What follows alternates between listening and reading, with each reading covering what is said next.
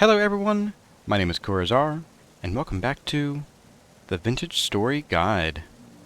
Today is a very special day, because those of you who have been keeping count know that today is episode 100 of the Vintage Story Guide, and that's a pretty big milestone.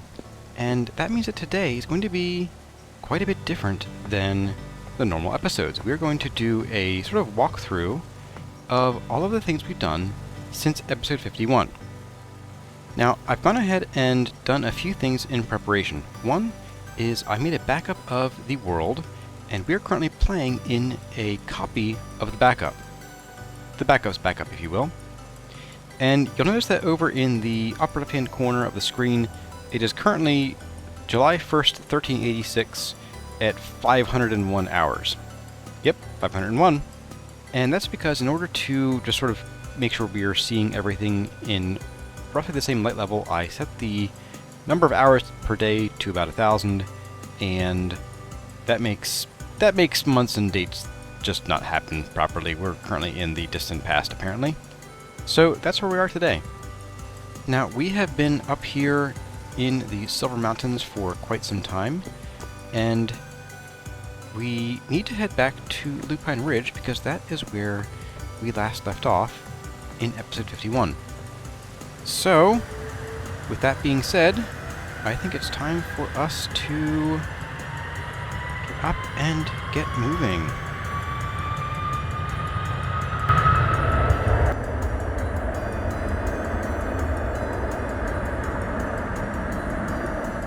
And look at that, coming in for a landing, a second pass, and we made the runway. And here we are. It has been quite some time since we've been here. I am excited to get this tour started, so I'm going to go and take a look at my notes and figure out where to start, because I have no idea. It has been like 6 months since we last did a world tour, so I need to get my bearings. But wow, I have missed this place, and it looks like, finally, we actually have a decent-sized redwood tree growing here. So this one gets to stay. Look at that. Nice and tall and strong. Oh, it's so much better than before. Now, just like in the first world tour, in the upper left-hand corner of the screen, whenever we are looking at a build or anything related to a specific episode number, you will see that episode number up in the corner. With that, let's get started. Our first item to cover in episodes 51 through 53 is that of the cementation furnaces and the foundry here.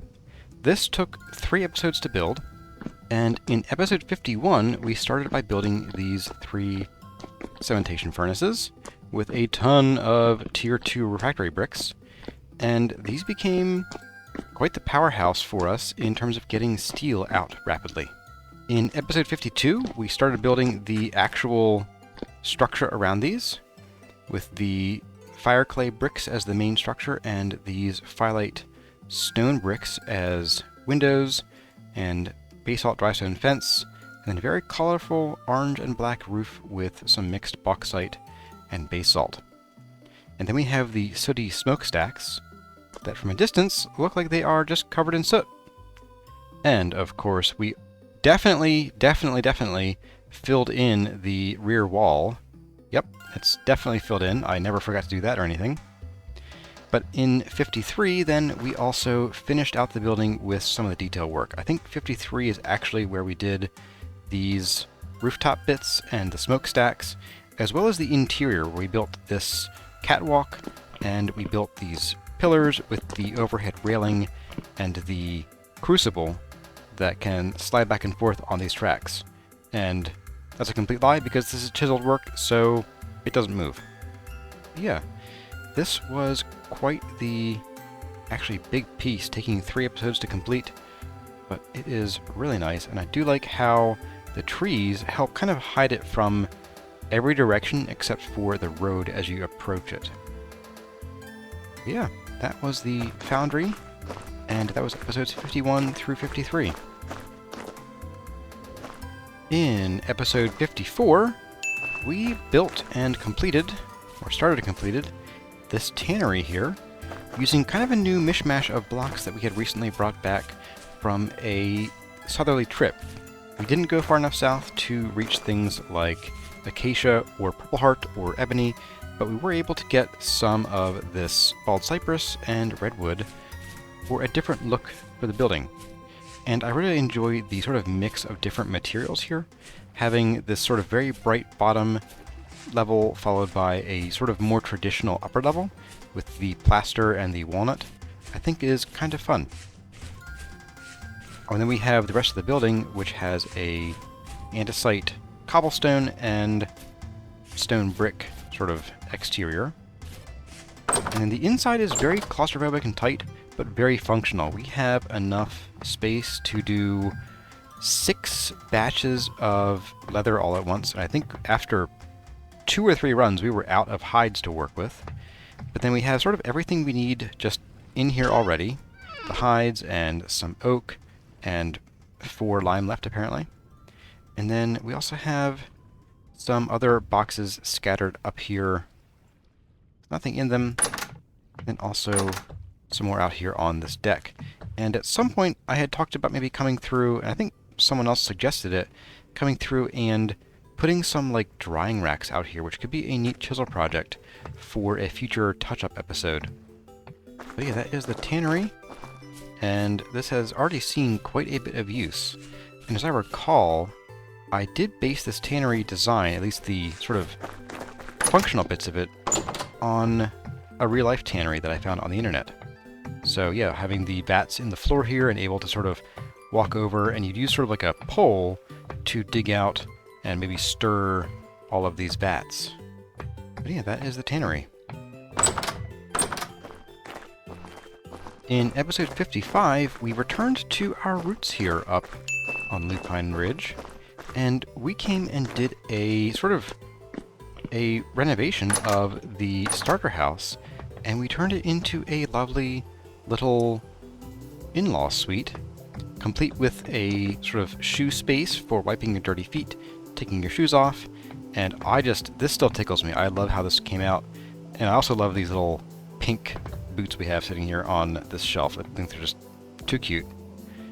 But yes, this place is much brighter than before. It used to have a sort of hay floor and a lot of darker colors in here, and this really brightened it up. And up here we have a double bed for our parents to come and visit us, or our in-laws, whoever they might be. I'm not sure who I'm married to in this world. But yeah, this is quite the upgrade from the original design. We even have some greenery, and we have some very fancy pink marble-topped tables.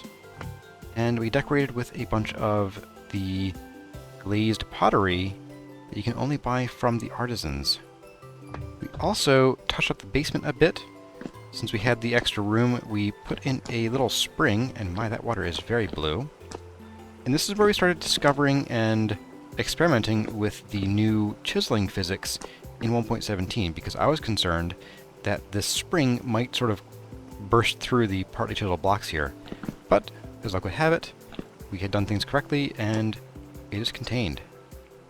We also turned what was originally our canning room, or our food preservation room, into kind of a junk storage, and we littered it with all manner of different colored crates and cobwebs and vessels, and I think a chest or two somewhere. Oh, here we go. Some collapsed chests and some tables. And yeah, I thought that was a nice touch for a space that, you know, since it's no longer functional, was just neat to have.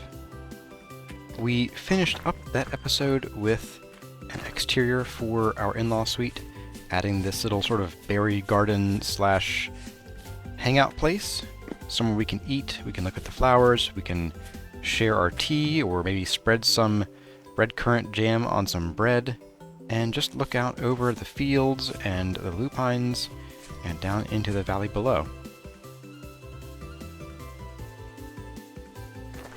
We then spent a couple episodes exploring, and when we came back, we decided to celebrate our victories and drown our sorrows with this new restaurant and distillery. This was a two-parter occurring in episodes 58 and 59.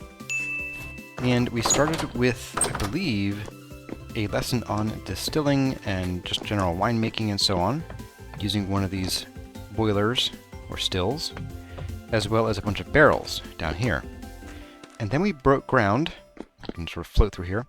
Then we actually broke ground for the build, and over the course of 2 episodes, we put together this whole building, including chiseling benches, and little concierge desks, and the busing station, and some custom chairs and tables with chert sort of stone seats that are supposedly cushiony and puffy, and a custom bar over here. We also have an indoor-outdoor fireplace, as well as a little pagoda, or pergola, that overlooks our little external eatery. And I never turned this chair, but we'll just say that the last person who ate here didn't push their chair in, and that's fine, I think. We then rounded out the build with some pretty big copper stills made out of bauxite, and these have no functional use, but they sort of indicate to someone here that we have pipes running throughout the walls and that we have a very big operation going here. It's a complete lie, but, you know, whatever. And then last but not least, we have a large winery down here where we can sort of start fermenting all manner of things, whether it's mash for beer or mead or wine. We have plenty of room for it down here. Then we also have a little kitchen down here for our waitstaff and our cooks to get all of their cooking done and start serving food to the patrons upstairs. And I'm sure this tiny, narrow staircase would not be a problem at all in a restaurant that's super busy. You know, just like how ours is so busy.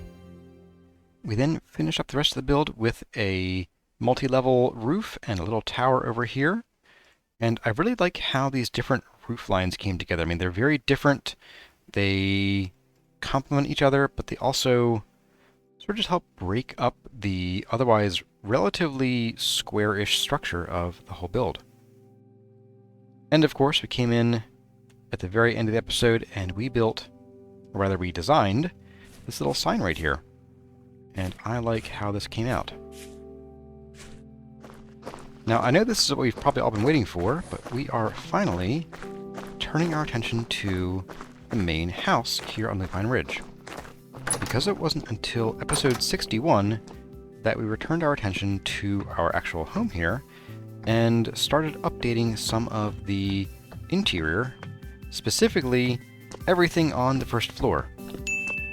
This was a focus build episode where we built this book nook, and we populated it with these custom chiseled bookshelves, discovered that adding a chiseled bookshelf to the workbench extension table made the game crash.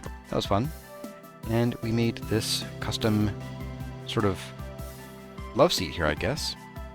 And we also found or bought our first echo chamber, and we put it in here for a bit of music while we were reading or bopping around the house doing stuff.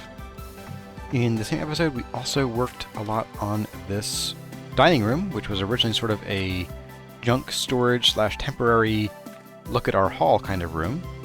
We now have a set of custom chairs and a custom table made of pine and pink marble. And then we have these custom chiseled bureaus along the sides. And this one has a little nub sticking out that needs to be shaved off, but that's okay. We also updated some other odds and ends around this room. I think we did this area in the same episode. I'm pretty sure we finished this whole first floor in one episode, but we have this new, well, newish shoe area, just like over at the in-law suite, and a little table for putting our shoes. We copied the same love seat from here over to here. We added a little display case. We added these brown bricks in with the fireclay bricks in our fireplaces and finished all that off. And we did a bit of cleanup in the kitchen, including adding these new tables here and moving our fuel storage and our junk storage either into these vessels here or up to the shelf. And that was pretty much everything at that point, and the first floor was done. So, yeah. I still have this book nook. Very relaxing. In episode 62, then, we started moving up our house, and we returned our focus to the second floor here, where our bedrooms had been kind of bare for a while, and we also had a relatively unfinished staircase up to the third floor. So we started by adding these bookshelves in here, and they actually connect to this adjoining bedroom. This is the other side of those bookshelves, and we sort of just used both sides. And we updated the secondary bedroom, which houses our hay bed, and we turned it into sort of almost a loft bed, if you will. And we added a dresser over here that actually has a functional chest hidden inside, and we sort of have our clothing swap in here. And we just finished decorating out this little room. We also worked on our master bedroom over here, and this is the one that has our aged wooden bed so we can sleep for a long time. Now, we had finished the fireplace a long time ago, but everything else in here is basically new as of episode 62. We added an armor stand and put our original copper armor on it. We built a large dresser, which has more clothing. Right, this is some of the stuff that we either made or found around the same time as we were leaving. And this dresser and the one in our other room, as well as the wardrobes downstairs, or the bureaus downstairs, they're all kind of a similar design, and I wanted to sort of just keep the same design going through most of the house, so it looked like we had bought matching furniture, or had it crafted for us. We also kind of finished out what little decoration is going on in this room, and we kept this sparse because it is our chisel studio. We don't want to accidentally miss what we're chiseling and like take out a chunk of, say, this chair over here. And so for that reason, we kept the sort of center of the room open, easy to access. I can walk all the way around this table and do whatever work I need to. But we did add some small shelves, we added a painting, we added some plants around for some splashes of color, and then we kind of called it a day. And that's all that room really needed anyway. Oh, and the chain up there. Right, the chain in the ceiling, yes. This room, of course, also gives us a view into the next episode's work. And in episode 63, we finished up the third floor as well as the attic of our house. And I forgot about this bathroom. We have the night and day rooms, and these rooms have unique ceilings that are hand chiseled. Now, I had a lot of fun making these ceilings. They were really cool, and I am still very happy with how they came out. And of course, these symbols around the sun and moon are alchemical symbols having to do with the sun and moon, respectively. The night room is sort of a nighttime / underground room. It's sort of more of a dark things room than anything, but it has a deep red wall and the dark ceiling, and then it sort of is used for displaying all of the things that we have discovered underground. All these crystals, all these gems. We have a meteoric iron chunk. We have some malachite ore, and we have our blackguard's armor right here, our blackguard armor.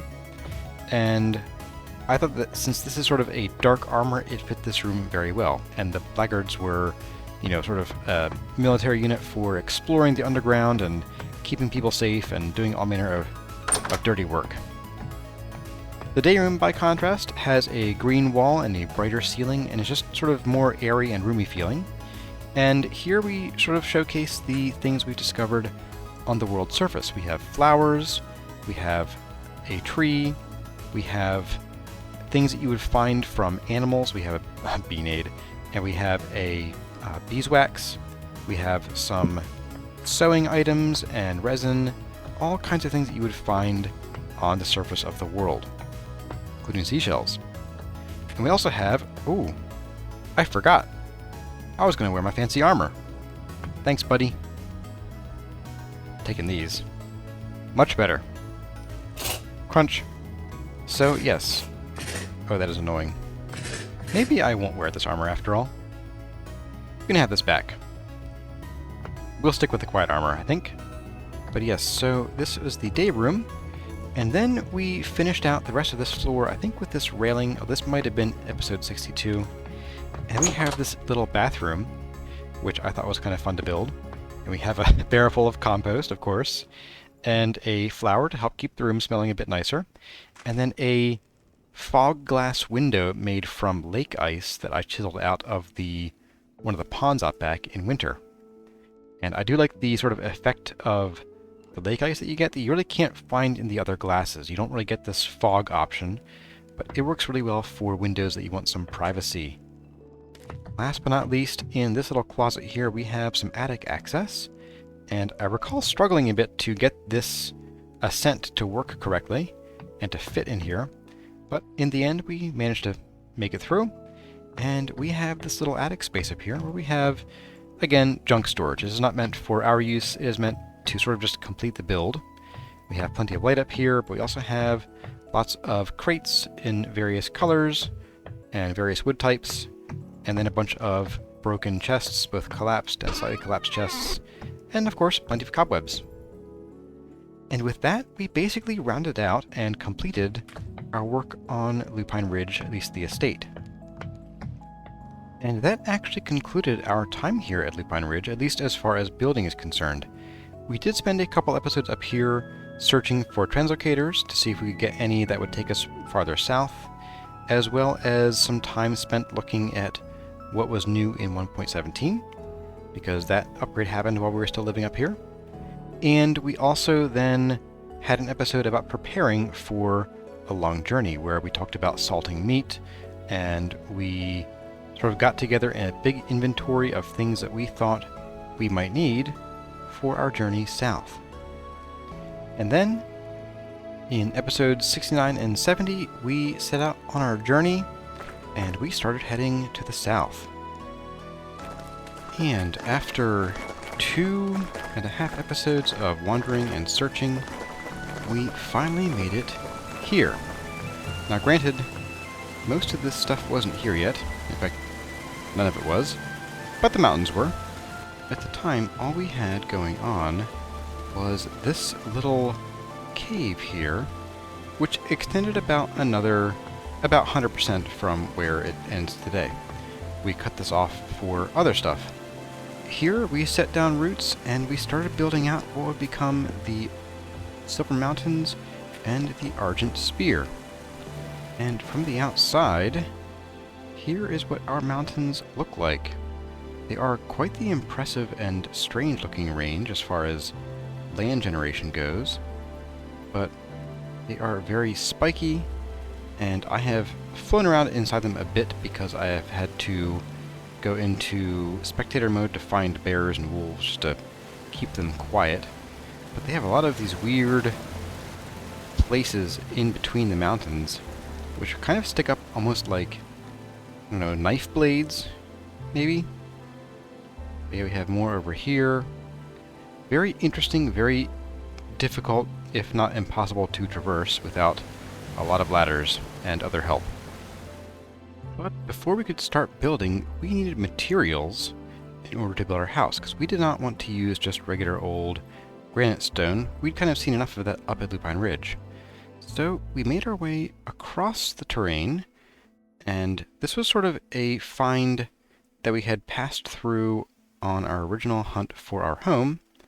But we have here an area that has a lot of bauxite, a lot of sandstone, more granite, but also some other rocks as well. And we built this little quarry here, as well as another one farther to the southwest. But this was, I wouldn't say this is a build per se, but we spent enough time here to make it an important place that we come back to on a regular basis. I think I've been here probably 8 or 9 times. Not all of them on episodes, but I have come back here to get a lot more sandstone and bauxite, and I actually end up in this ugly dirt hut with disturbing frequency. In episode 74, we finally started building. We brought back all that bauxite and the sandstone and the basalt that we found to the southwest, and we also put to use some of the new wood that we had found in our journeys here, and we built the facade of the house. We really only built out to, or I should say, in from out here to about here. We didn't finish the entire room in that episode, I don't believe, because we didn't start that until episode 75. We dug this out, and we started the room. We got some of these walls and ceiling in, we got these chests in, and we got sort of the rudimentary start to what was going to go on here. Now, for a little while, I think an episode or two, we had just a simple ladder that connected from right about under our door here, straight down to this ledge, where we had a little rickety dirt bridge that came across to here, and let us get back into here. And I didn't realize this is actually open. Weird. And therefore, in episode 76, we started getting some of the fundamentals down. We took out the ladder, and we started digging out the staircase that goes down. Now, at the time, we didn't have a ton of glass, as I recall, so I think we sort of filled that in over a couple episodes, and this mostly facilitated us getting materials up from what was our storage down here, up into the main area above, mostly as we were building it. In that same episode, we dug this initial hallway out to the back here, where we had just sort of a dirt block ledge to keep us in, but we got this done along with the floor and I believe these posts here, and this has kind of been the same ever since. We haven't really touched it since then. We also dug out what would eventually become our farms here on this ledge, and we dug it out to about here was the initial size of our farms, and we didn't come actually and fill this in until later. In the episode that came after that, number 77, we returned to the hallway to continue that momentum, and we built this sort of back door area, again using the same design language we've been using for the front of our build on the other side of the mountain. And I do consider this to be our back door, because we don't really have a lot of access to our farms or anything back here, and this primarily serves as a means of getting us through the mountain and over to where our base actually exists.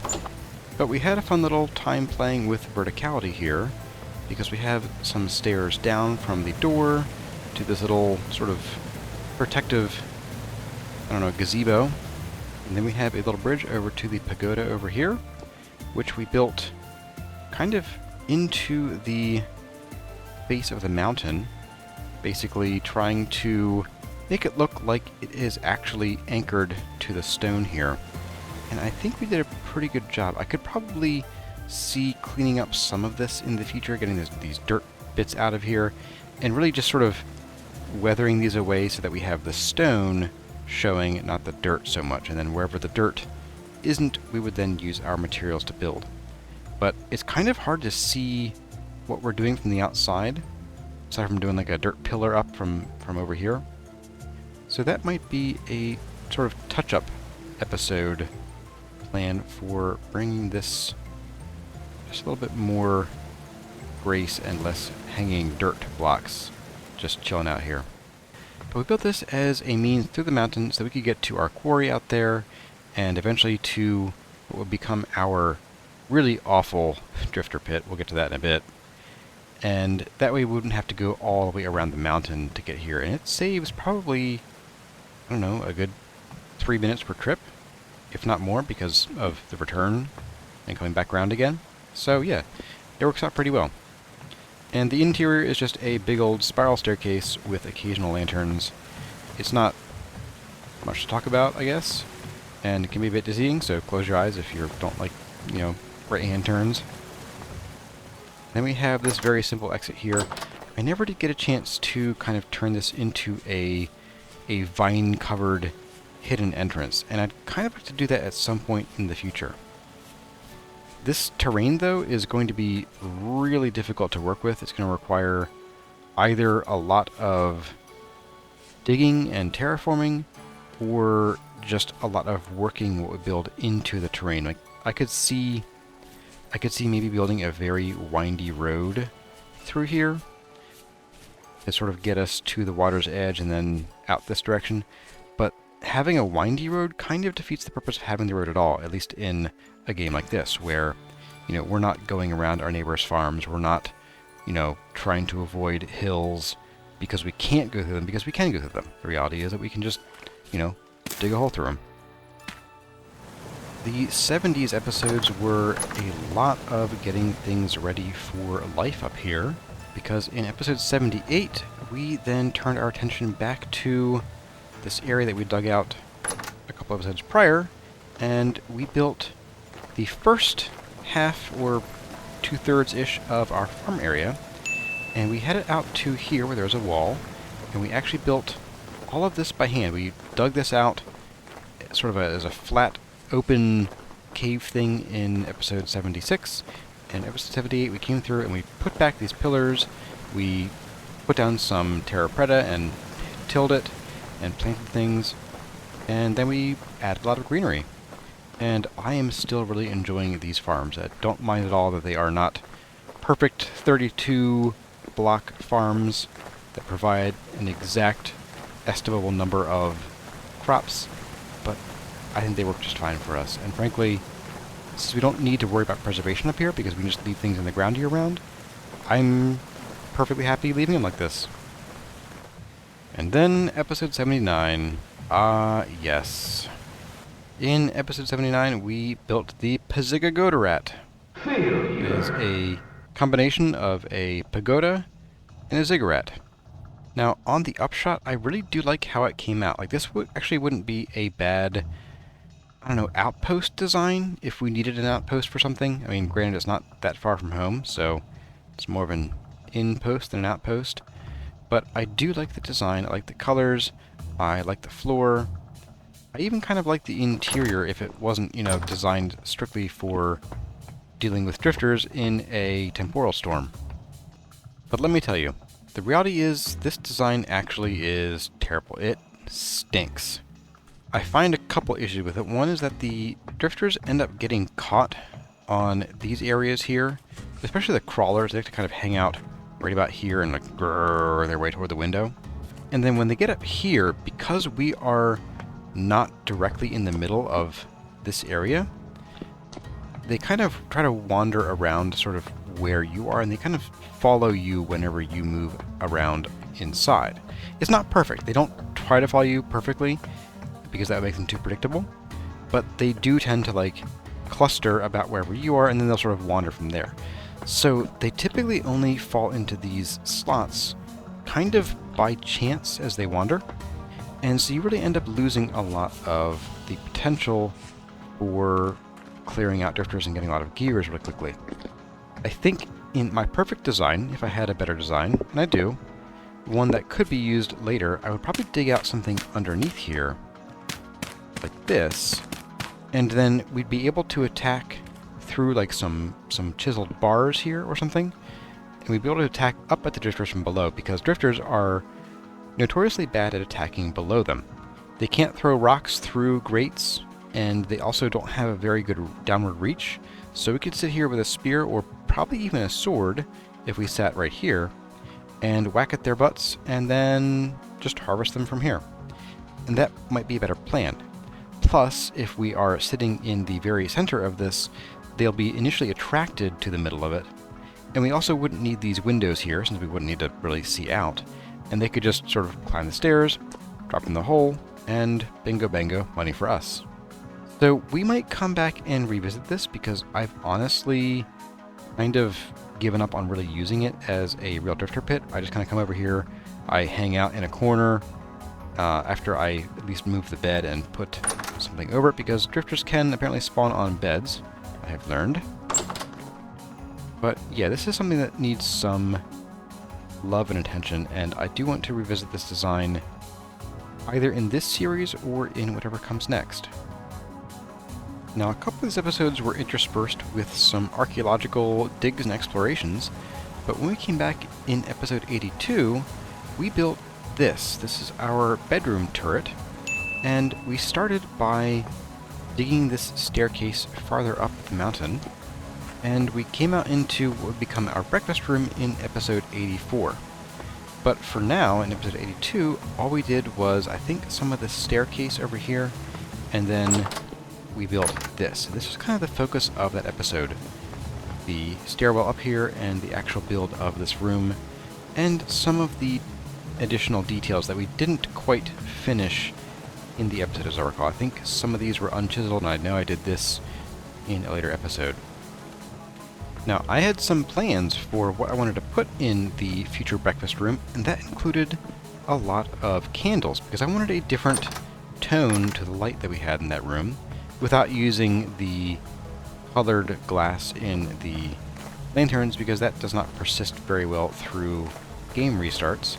So we came over here and we expanded this farm all the way over to here. And we built this apiary, and we also chiseled our little friend Michael Bumbleay over here, the singing bumblebee. I am still tickled with how this came out. I think it's just adorable. And Michael did proceed to give me a big spook in a later episode when I put him somewhere and I left the recording session for the day, and I came back the next day and I forgot I put him there, and I was not expecting a bee to be staring at me when I came down the stairs. But this has been a decently productive little apiary because it produces throughout the year. Unlike at Lupine Ridge, it only gets down to about 20 to 15 degrees here, so the bees work year-round. So despite this being notably smaller than our 18 or so beehives up at Lupine Ridge, this actually works out really well for us here.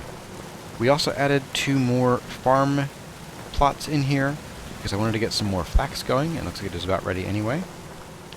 And we kind of left this open for a future build, and I'm actually kind of questioning whether that build's going to be a thing because of what we ended up doing on the lower ledge, which was sort of why I was leaving this open. I wanted to have an access way down to the lower ledge for sort of an easy means of getting there. But I think with what we have going on down there, it's not going to be necessary, or even, it wouldn't even make any sense, I don't think. So we might revisit that later, but for now, I think that might be put on the back burner. Anyway, in episode 84, we came back to this room, armed with, well, at least some candles, and I think I spent some time outside the episode, maybe during it, chopping down a lot of ebony trees. I mean, holy cow, look at this, ebony everywhere. But we put together this little breakfast room, and I really enjoy it. I don't actually hang out here much, except when I'm baking pies, which I think I showed you. Well, until recently, I was bringing the clay ovens up here and just dropping them along here and baking that way. But I do like this area. I kind of wish, honestly, that I'd made this a little bit bigger. The problem is that we don't have the room to. Right through here, well, somewhere around here, is the outdoors, right here. So if I'd made the room larger, it would need to only be like over here and through this direction. But it would have been nice to be able to have a full kitchen here with, you know, the 3 full clay ovens and a couple fire pits, and that probably would have been enough for me for cooking probably forever at that point. But honestly, I don't come up here as often as I should. Mostly because I had this hay bed down in our sort of main room down there for a while, and I would sleep there pretty often. I do come up here to sleep when I need a long sleep, but it is kind of out of the way, and that's honestly a bad design on my part from a practicality standpoint, even though I really do enjoy just sort of the way that our house is kind of designed to be wended through. I mean, there really aren't a whole lot of straight lines to places. You gotta go up, you know, spiral staircases, or go around the staircase, or down double staircases to get places. It's interesting, if not practical. I nearly forgot to mention that this room actually took 2 episodes to finish, because in episode 84, we built the room itself, and we experimented with some different colors here. We dug everything out, we built the ceiling, and all that jazz. But one, we didn't have enough candles to even fill out, I think, one of these bays. But also, we didn't have enough time to get to all the details that I wanted. So a lot of these things, like this sort of wicker work here that I made with the bamboo, as well as adding these bonsai in, and all the chisel work that went into the sink and this sort of little kitchenette area, happened in episode 85. But by the end of both those episodes, this room was complete, and I really haven't made any changes since, I don't think. Aside from occasionally uninstalling the sink to copy it, but And actually, about this sink design, I think at the time that I made the sink, I hinted that I had an idea for the name of our mountains here. And at the time, I was considering calling this Poppy Mountain because I wanted to keep the sort of naming convention of Lupine Ridge, lupines being flowers, and poppies being flowers, and just having it sort of link back to Lupine Ridge that way. In the end, though, unfortunately there aren't a lot of poppies on the mountain, or even near it, and I had to sort of bring a lot of them to the mountain. But there is a boatload of silver through the mountain, and there's a ton of it left still in places that we have been both on camera and places I've explored off camera. After the breakfast room, we went on a couple exploration episodes and a resource gathering episode, and then we came in here to Storage Galorage. And in episodes 88 and 89, we first built out the room itself, which was a lot of digging at granite stones with a pickaxe, and then started setting up the basic structure of all of these bays in episode 88. And then in episode 89, we came through and fizzled these out and added these plants and just started getting this room looking very fine, I think. I like this design. And the reason that this is a very different layout than at Lupine Ridge is that, one, I wanted to make more use of these crates, but also I learned that the signs that we use at Lupine Ridge may be causing major frame rate issues.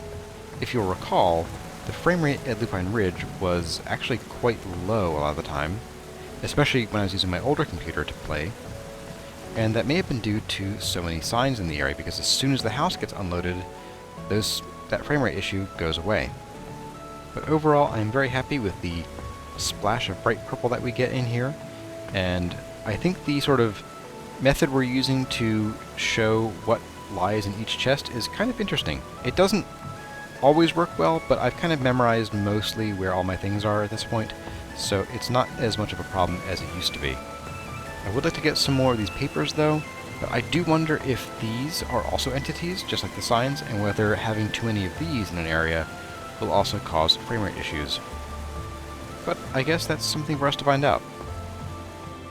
After our storage galorage was done, in episode 90 we went on a somewhat ill-advised and ill-fated expedition to try to find out if we could tame gazelles. Turns out you can't. But so, with our heads held low, or our tails between our legs, we came here and we dug out this little animal pen area just underneath our farm, and at the time we weren't able to populate it with any animals, but we do now have a family of pigs who are not quite pregnant yet, need more food, but we are missing sheep and chickens, and these guys were a nightmare to get up into the pen. But we did this basically all in one go, and it's not quite finished. I haven't decided yet whether I want to continue blowing this wall out and bring this farther out in the mountain, or whether to call this the end of it, because there really aren't any other animals we can tame, so there really isn't a huge point in building out more pens for them. But we were able to bring some greenery in here and bring this place to life, and I am happy with how it came out. And, importantly, we are basically immune to bear attacks in here. They really can't get in, so I don't need to worry about them. We then focused on something that we'd been lacking for a while, which is the mass production of metals. Because for so long we had been doing everything by hand, and we had a very small forge set up down in that original cave, and I wanted to make use of this mountain here, this crazy spike that just sticks up out of the landscape, and boy did we make use of this thing. I think this is a really cool mountain, and I am so glad that we ended up building our forge up here. And we started with an ascent. We first built out in episode 91, we built the path up to the top of the mountain. We dug a lot of dirt and stone and placed stairs in here, and I marked out a location where I wanted to put the cementation furnace. And at the time, I had originally thought that I was going to put our forge inside the mountain. So we started digging out this room here. But kind of between episodes, I did some thinking and I realized that this is going to be way too small to have more than maybe 2 health hammers. And so in episode 93 and 94, we started building this. In episode 93, we built this health hammer setup and these windmills, and I am actually really happy with this sort of bright splash we get on the mountain. And at night, it is really cool to see from a long distance away, because even with just the one lantern we had in here and a couple of torches before we put these guys down much later, this was still an interesting beacon in the night. You could see most of the windmills up to about this layer of purple, because these lanterns can actually illuminate about 18 blocks away from their source. So it's really cool to see at night. Now, in episode 94, we did 2 main things. First was we built the cementation furnace and we started firing it. And this furnace is made of tier 3 refractory bricks, which we never really got any of down at Lupine Ridge. I think we did find some ilmenite, but I don't recall if we ever processed it or whether we even had enough to start replacing the brick blocks in our forges or our furnaces with the tier 3, but it really didn't matter because we had so much olivine and other stuff to make the tier 2s that I don't really think it was much of a consideration. In that same episode, we also came up here and we finished out, and actually started and finished, this second floor of the very noisy forge. Goodbye. And I still enjoy how this came out. I do think we need some more attention up here. We have a railing that is just missing. That never got put in, and I did have in mind some chisel work to do that we didn't really get to before this world tour, so that could be something for a future episode as we come back through and sort of finish some of the projects that we have open in the world. But we have enough space here to do all of our forging. We have a couple forges, we have a couple fires for crucibles, and I've actually used one of these for cooking before. And we have a little bit of storage. I'm not really using it right now, except for storing more storage, I guess. Storageception. But if we need it, it's here. And I may end up moving some of the fuel that we have up in these 2 trunks down into here, but it's not really a priority, so I've just left it. In episode 96, as we were getting very close to this world tour, we finally started turning our attention to the path up to our home here. And we started by doing a lot of landscaping. We filled in this sort of gully that was running through here and built a road over it. And initially this road just went straight through to here. There was no water here, no waterfall there. There were no trees, no bamboo here. Although we did have some bamboo out here that I was farming occasionally. But we dug out this path and placed these path blocks and slabs and brought a road down to the lakefront beach. And we built this little dock here, complete with a little K-pop rowboat that you can't stand on. And we built this little cabana here as kind of a shelter. I sort of built it to look like a little restaurant. So we have some sort of chunky, like teak-looking furniture, the kind that you would see for like really rustic and long-lived outdoor furniture. But then we have this little sort of bar area here where we can order mojitos and whatever else, and just enjoy the breeze and getting out of the sun down here on the lakefront. In episode 97 then, we finally started focusing on what I called Bringing the Jungle to Us, where we took basically all of our kapok and bamboo saplings and seeds, and we scattered them all over the place here, and let them grow. And they actually grew a lot thicker than I expected, honestly. Well, I guess I should have known, just sort of the way the bamboo grows. But we have a very interesting little miniature forest going on here. And at some point, I might like to expand it, just because it feels small still. And if we were to expand it, I would probably want to add another road that would take us through here somewhere and down. I can't even get through here, it's just so dense. Down this way, because I often come this way to go to the tree farm, which isn't really built, so I'm not showing it here. But it would be nice to have an easy way through here so we can get to where we need to go. But that would come later at some point if we get around to that. Oh, and there's also this purple wall here that you're not going to see a whole lot of, but I kind of like being able to see flashes of it through the trees. And even though it's maybe a waste of purple heartwood, I do like just that little color peeking through. You know, for all the never I come through here. Also, in episode 98, we built out this little entryway here, and I am just tickled by how this came out. I am very pleased. It's very green, very naturey, feels very alive. I think the only thing that I would want to see is if we could somehow get the fish to spawn in here, even just a couple. I think that we need to see them sort of flitting around and running from us and doing whatever it is fish do. But yes, we chiseled this bridge, and we sort of diverted this waterfall so it comes down into this pool, and then I spent like 10 minutes getting the water to smooth out here with a bucket, because that's how physics work, right? In episodes 98 and 99, we sort of turned our attention to some of the small things around the base that were either annoyances or things that were just left unfinished for so long that I really wanted to just get done before this episode. The first thing we hit was this little kitchen area. This used to be a wall with a window similar to this one, but we knocked the wall out and we pushed the whole sort of house out and brought it up a block and built this little kitchen.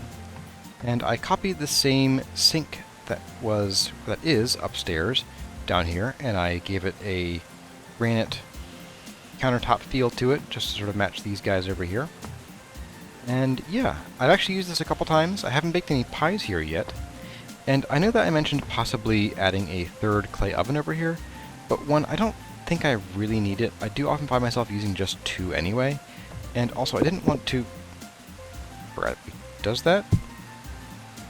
I didn't want to have these flowers touching that oven. I just thought it would look a little funny. Especially since we didn't have anything over here doing the same thing. And if we did, it would cut off most of the blue of these flowers and just look funny as well. So I decided 2 was enough. We also came down here and sort of in a 1-2 move, we built this little balcony here just so we could overlook our brand new pool. And we also put in this front door. And we glassed in this bottom section of our staircase here. And that was just something that needed to be done for so long. And I've had glass, I've had doors, I've had plenty of both of those for so long, and I just really never got around to doing it. And I'm glad that I did, because it's sort of just... it's done. It feels more finished. We're not using a dirt block to keep the drifters out, and I feel less ridiculous now. I think if I had any sort of future plans for this stairwell, it would be to sort of put something interesting up here, maybe out here on this weird ledge thing that hangs down from the mountain above. I'm not sure what that would be yet, maybe a garden, but I would want to maybe dress up some of this stuff here. We could even have a second balcony or something, but that will be for later if we decide to go that route. And then in episode 99, we finally continue that momentum with the small spaces changes, and we started just filling out some of the details. These door frames were still bare, and some of them still had some granite rock poking through. So we did that and got these looking nice. We also finally lit up the ascent up the Argent Spear to our forge, and we also moved these lanterns off the floor. We used the forge to make some silver linings for them, and we also built these columns that help hold the mountain up. We had to sort of finagle a way of getting these to look right because these are actually a 2x2 column in the center of this 2x2 walkway here, but using a full 2x2 with column looked really chunky. It just didn't really fit. And you had to sort of squeeze by here to get anywhere. So it was kind of a challenge to design a pillar that was a 1x1 made of 2x2s, but also have somewhere to attach lanterns. And I think this came out pretty well. If we were to come through with an editing pass, I think what I would do is maybe carve something into this and maybe have some kind of inlay, either some purple heart or maybe even some bamboo. That'll depend on whether or not we can actually have bamboo with the ends facing different directions on these blocks. If we can, great. If not, then purple heart might be the option. And then lastly, we came in here and we filled out this little area. This was just sort of a gray granite, passageway here. And we built this little sun in the floor and the dark red acacia plank ceiling, and just brought some life into the area. And we also discovered that as long as we're careful, we can, in fact, use chisel blocks in cellar walls. So that is good to know. So I think just like last time, we should go ahead and make it night, and let's take a quick stroll around the place in the dark and see what it looks like with a drifter crawling around behind us. I'll deal with him first. But let's make it night in 3, 2, 1, blam! Nighttime. Look at that. So I think we should take a quick stroll around, possibly more of a flyby, honestly, and take a look at what the Silver Mountains looks like at night. We do have the Argent Spear lit up. I think I like how that came out. We have a nice bright path up to our foundry and our forges. Yeah, look at that. And let's take a look from afar. I mean, like I said, this is really a beacon in the night. When I am far away, I can just see it for miles and miles. Look at that. Heck, the whole mountain is pretty bright too, honestly. But that sticks up above pretty much everything in the landscape until it disappears from being unloaded. So look at that. That is so far away. It is really nice to be able to come home and just see that shining. You just know you're home. You feel safe. And the same thing over here, although it's less pronounced here because this can be occluded by trees and stuff. And also, you don't really see this light until you are really, really right up on it. But yeah, I think this place looks pretty impressive at night. You can sort of see where we've, shown the light of civilization on these untamed wilds. And especially from the front, where we have a lot more light going on, you can really see just everything. It is just so cool to look at. That is really fun. I love that.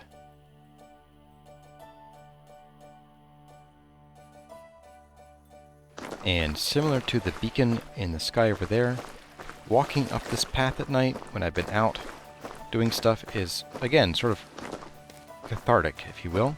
You gotta come up here and you don't see the bright sky overhead because it's night, but you get this sort of warm, cozy feeling of these lights are guiding you home.